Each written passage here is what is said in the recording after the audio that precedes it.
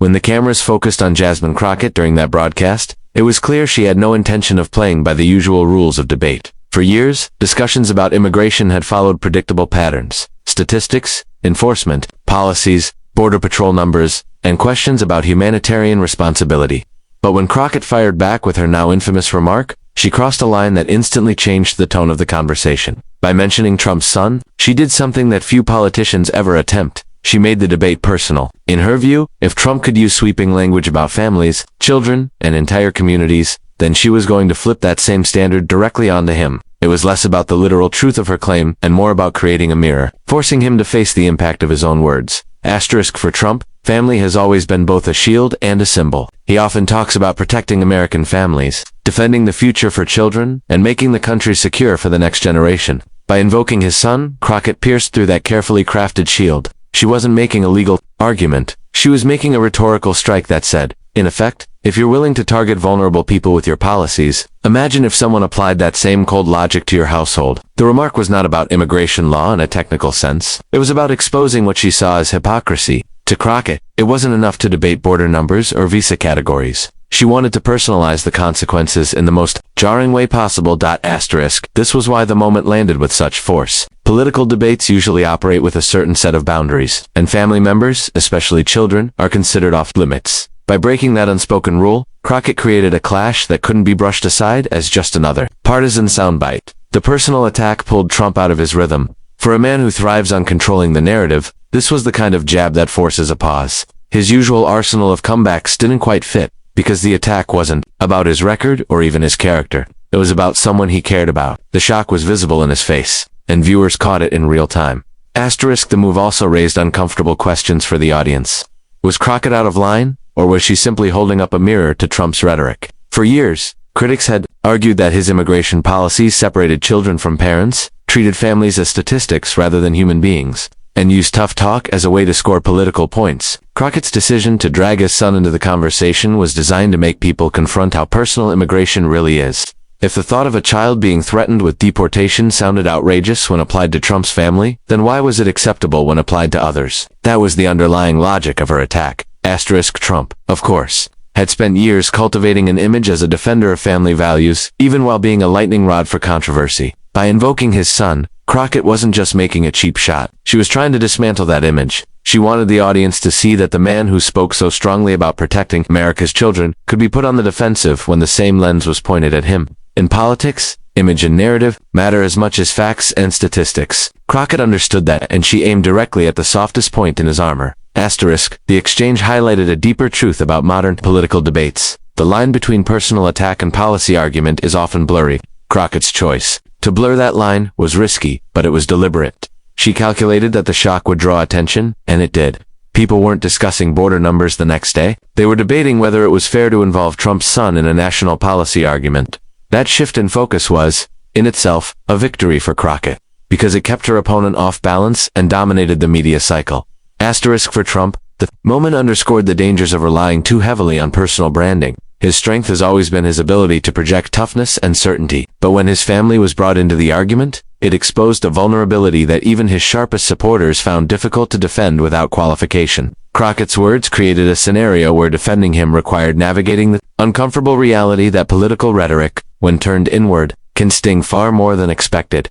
The debate no longer sounded like a battle over policies. It sounded like an argument over double standards. Crockett's attack forced viewers to consider whether politicians should be allowed to separate themselves from the very principles they impose on others. And while many found her tactic distasteful, it undeniably achieved her purpose, shifting the spotlight from numbers and policies to the personal cost of words spoken from a position of power. The power of Crockett's statement was not only in what she said, but in the sheer shock factor it carried. In the world of politics, there are plenty of fiery exchanges, countless sound bites that make headlines, and sharp insults that fade after a few news cycles. But when she looked Trump in the eye and said his son should be deported under his own logic, the moment had a force that few could ignore. The shock came from multiple layers: the content of her words, the target she chose, and the fact that it was broadcast live, without edits, pauses, or filters. Viewers sitting at home, whether they supported Trump or not, found themselves frozen for a moment, realizing that something highly unusual had just happened. Trump is no stranger to controversy, nor is he unused to bold accusations. Throughout his career in politics, opponents have hurled criticisms at him for his policies, his rhetoric, his business dealings, and his personal history. But his son has rarely been mentioned in political attacks, precisely because children are almost universally considered off-limits. That unwritten rule is deeply rooted in American political culture. Families may be photographed and discussed in human interest stories, but attacks against them are treated as a breach of decency. Crockett ignored that boundary, and by doing so, she introduced an element of shock that multiplied the impact of her words. People weren't simply stunned by what she said. They were stunned by the fact that she dared to say it at all. The timing also added to the effect. Trump was in the middle of making one of his trademark arguments about the dangers of illegal immigration, laying out points with confidence and energy. The sudden interruption from Crockett was like a needle popping a balloon. All the momentum he had built evaporated in an instant. Viewers could see the shift on his face as the words sank in. This wasn't the kind of rebuttal he could deflect with statistics or a quick retort about policy. Instead, it was a direct hit to the one area most politicians expect to remain untouched. The live format amplified everything. There was no delay, no chance for producers to cut to a commercial, no opportunity to soften the blow. Millions of people saw the raw exchange as it happened, and that rawness was part of why it spread so quickly. Social media lit up within seconds, clips of the moment circulating faster than anything else that night. Hashtags appeared almost instantly, and debates raged across platforms. Some people expressed outrage, saying Crockett had crossed an unforgivable line. Others applauded her boldness, claiming she had finally shown Trump what it felt like to be on the receiving end of harsh, dehumanizing language. That divide was predictable, but the intensity of the reaction was fueled by the shock factor. The moment was replayed not just for the words, but for the reaction they triggered. Trump himself, usually quick with comebacks, looked caught off guard. The pause before his response was just long enough to be noticeable. For someone who thrives on fast retorts and confident counterpunches, that hesitation spoke volumes. The silence in the studio, the collective intake of breath from the audience, and the camera capturing his face made the remark echo even louder. The shock wasn't just in hearing Crockett say the words. It was in witnessing the visible effect they had on a man who so often projects unshakable control. In politics, moments like this are powerful because they stick in the public memory. Policy details fade, but unforgettable exchanges live on. Crockett's statement became one of those moments. People who had no interest in the broader debate about immigration still knew about the incident. They might not have followed the entire segment, but they saw the clip, read the tweets, or heard the commentary. The shock made it viral, and in today's political climate, virality often matters more than substance. The media replayed the clip endlessly, often freezing the frame at Trump's stunned expression. Pundits debated whether Crockett had gone too far, but the fact that they were even discussing it proved her words had cut through the usual noise. The shock became the story. For Trump, who often relies on dominating the narrative, it was an unusual position to be in. He had become the subject of a moment he didn't control, and the shock factor ensured it would linger far longer than most political exchanges. That is, the unique power of surprise and public debate. People can brace themselves for strong arguments, harsh criticisms, and ideological clashes. What they cannot brace themselves for is the unexpected. Crockett delivered something no one anticipated. Not Trump, not the moderator, not the audience at home. That unpredictability was what made her words so explosive. Even those who condemned the remark couldn't deny that it had forced itself into the center of public attention. And for Trump, who has built a reputation on shocking others, it was rare to find himself on the receiving end of a shock bigger than the ones he usually delivers. The fallout from Jasmine Crockett's remark was immediate and unrelenting. Political commentators, media outlets, and ordinary citizens found themselves locked in heated arguments over whether she had gone too far or whether she had struck a blow that needed to be delivered. The moment forced people to grapple with the fine line between exposing hypocrisy and engaging in personal attacks, and Trump was right at the center of the storm. For his critics, the statement was a bold move that revealed what they saw as the cruelty and inconsistency of his immigration stance. For his supporters, it was an outrageous violation of basic decency, proof that his opponents would stoop to any level just to damage him. The political fallout was not just about Crockett's words but about the broader questions they raised. In politics, attacks are often measured not only by their effectiveness but also by whether they resonate with the public's sense of fairness. The idea of involving a child in a policy debate instantly polarized opinion. On one side, many argued that Crockett had finally forced Trump to confront how painful his own rhetoric might sound when directed at families. On the other side, equally strong voices insisted that children should always remain out of bounds, no matter how heated the political arena becomes. The clash between these perspectives turned a single line into a national talking point that went far beyond the immigration debate itself.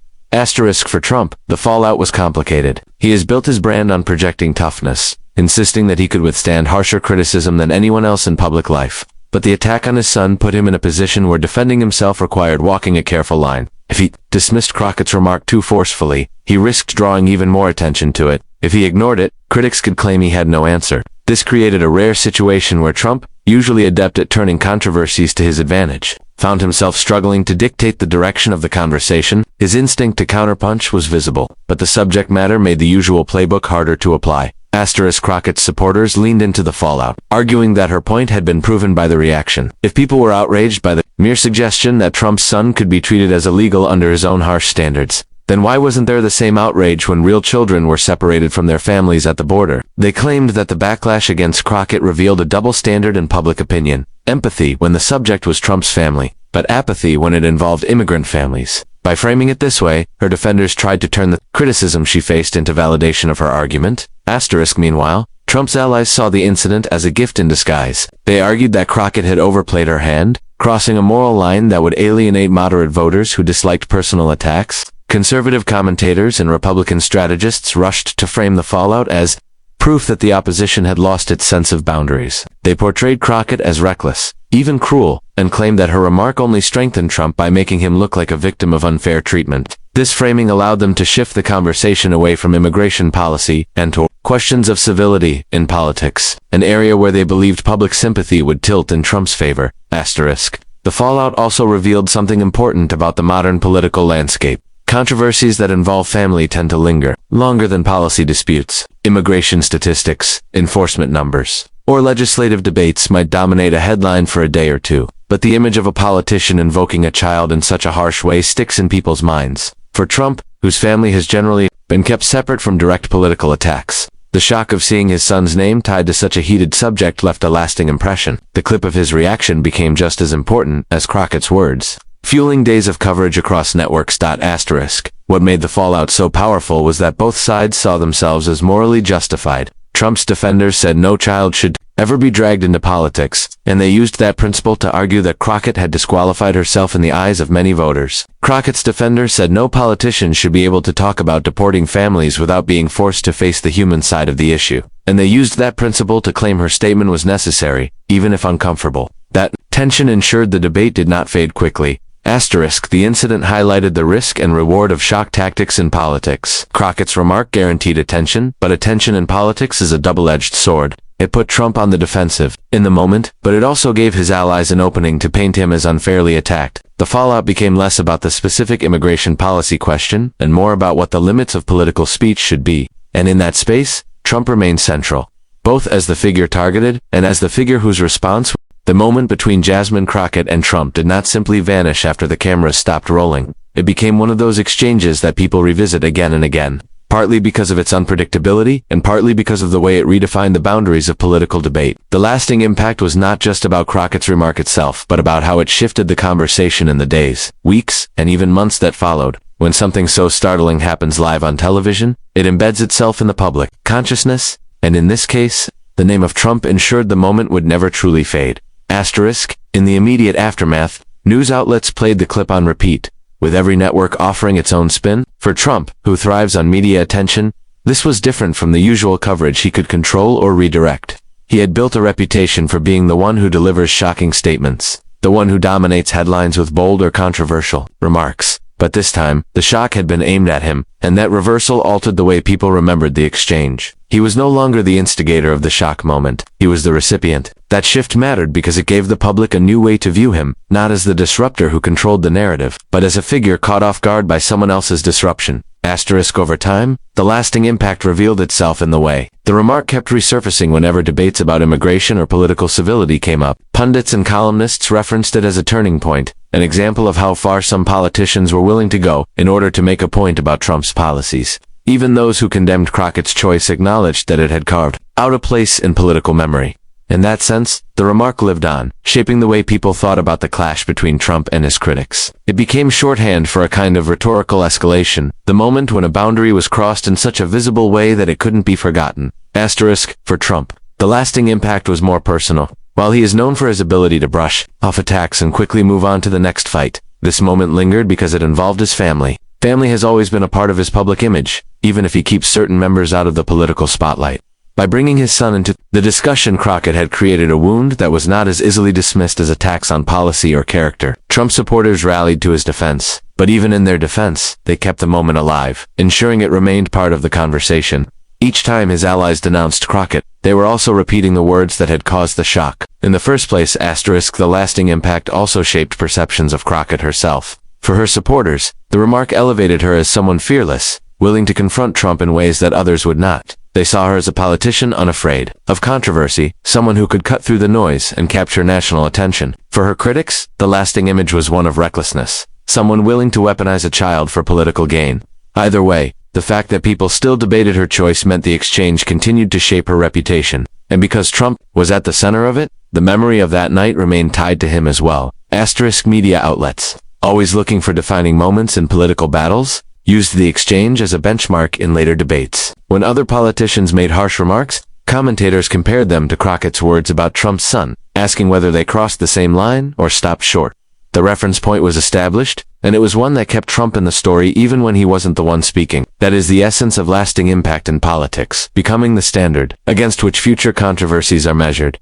There was also a cultural dimension to the impact. The remark entered late-night comedy routines, social media memes, and online debates that had little to do with immigration policy. Trump's expression in the moment became a widely shared image, often used to represent surprise, frustration, or vulnerability. In this way, the lasting impact spread far beyond the political sphere and into popular culture, ensuring that the incident was remembered not just as a policy clash but as a cultural moment. Even years later, when discussions of Trump's record or Crockett's rise in politics came up, the incident resurfaced. People remembered the night when boundaries were tested on live television, when a line was crossed and an audience collectively gasped. The lasting impact lay in the fact that the moment could not be erased from memory. It was replayed, debated, defended, and condemned so many times that it became a permanent fixture in the story of Trump's confrontations with his opponents. And unlike many political soundbites that fade with time, this one carried an echo that still shaped how people understood the clash between personal attack and public policy. As the dust settled from that explosive exchange, what lingered was not just the remark itself, but the broader meaning it carried. Politics is often about moments that cut through the noise, that stay with people long after the debate is over, and that reshaped how leaders and their opponents are perceived. Jasmine Crockett's decision to mention Trump's son was one of those moments. It was jarring, it was controversial, and it was unforgettable. But more than that, it forced the nation into a larger conversation about the limits of political rhetoric and the human cost of policy arguments. For Trump. The incident was a reminder that even he, a figure who has built his career on delivering the unexpected, could still be blindsided. He has thrived on creating shock, on saying things others would never dare to say, and on turning that shock into power. But on that night, the shock was turned against him, and it revealed a vulnerability that millions of viewers noticed. His pause, his expression, and his measured response all contrasted with the fast, sharp comebacks he usually deploys. In that silence, people saw a side of him they rarely see. A man caught off guard, not because of policy, but because of family. For Crockett, the exchange became both a badge of boldness and a source of controversy. Supporters praised her for forcing Trump to experience, even if only rhetorically, the pain that immigrant families feel when they hear threats of deportation.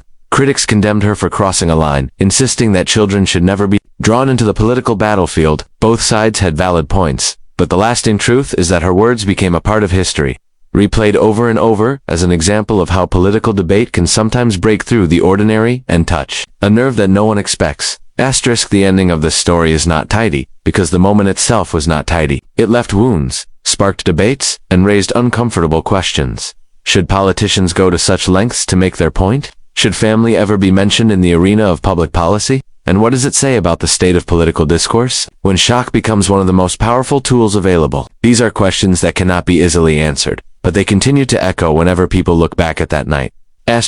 What is certain is that the moment changed the dynamic between Trump and his critics. It showed that even someone as practiced in the art of confrontation as Trump could be put on the defensive. It also showed that the hunger for attention in politics often rewards those willing to cross boundaries, even at great personal cost. Whether one views Crockett's words as a brave act of truth-telling or an unacceptable breach of decency, no one can deny the impact they had. In the end, this story is remembered not just for the words spoken but for the reaction they provoked. The silence in the studio, the explosion on social media, the endless cycles of coverage, and the way it left a permanent mark on Trump's public battles. It was one line delivered in a moment of confrontation, but it became much more than that. It became a symbol of how politics today is shaped not only by policies and positions, but by moments of shock that remind us just how thin the line between